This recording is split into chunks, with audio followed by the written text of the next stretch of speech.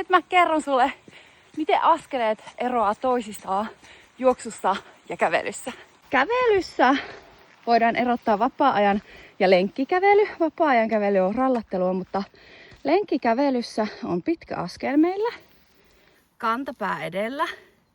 Kävelyssä aina maahan. Ja haet pitkältä. Juoksussa taas vältetään kanta-askelta.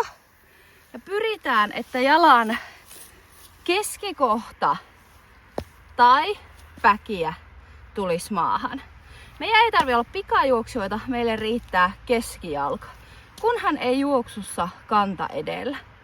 Se on meille hyvä tavoite. Sitten jos on pikajuoksuvetoja, niin siinä voit koittaa oikein päkiä edellä.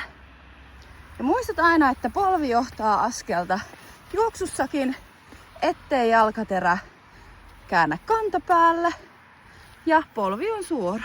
Mut kun työnnät polven eteen, niin keskijalka korostuu, eli polvi on avainsana tähänkin.